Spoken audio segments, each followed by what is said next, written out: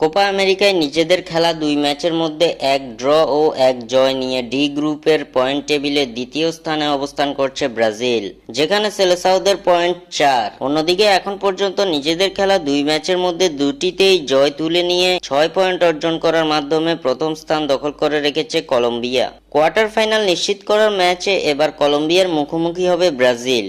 আগামীকাল 3 জুন বাংলাদেশ সময় সকাল 7টায় কলম্বিয়ার বিপক্ষে মাঠে নামবে সেলেসাওরা। অন্যদিকে একই সময়ে মুখোমুখি হবে ডি গ্রুপের অপর দুই দল কোস্টারিকা ও প্যারাগুয়ে। গ্রুপ পর্বে 2 ম্যাচ খেলেও এখন পর্যন্ত কোয়ার্টার ফাইনাল নিশ্চিত করতে পারেনি ব্রাজিল। অন্যদিকে ইতিমধ্যে কোয়ার্টার ফাইনাল নিশ্চিত করে ফেলেছে কলম্বিয়া। ব্রাজিল যদি কলম্বিয়াকে হারাতে পারে তাহলে গ্রুপ চ্যাম্পিয়ন হয়ে সরাসরি কোয়ার্টার ফাইনালে চলে যাবে তারা, আর দ্বিতীয় দল হিসেবে শেষ 8-এ যাবে কলম্বিয়া। আর যদি কলম্বিয়ার বিপক্ষে গোলশূন্য ড্র করে 5 বারের বিশ্ব চ্যাম্পিয়নরা, তাহলে দ্বিতীয় দল হিসেবে শেষ 8-এ উঠবে ব্রাজিল। তবে ব্রাজিল যদি কলম্বিয়ার বিপক্ষে পরাজিত হয় আর প্যারাগুয়ের বিপক্ষে কোস্টারিকা জয় পায়, সেক্ষেত্রে গ্রুপ পর্ব থেকে ছিটকে পড়ার শঙ্কায় পড়বে ব্রাজিল। তাই কলম্বিয়ার বিপক্ষে বাঁচা মরার এই লড়াইয়ে জয় অথবা ড্র ছাড়া কোনো পথ খোলা নেই সেলেসাওদের সামনে।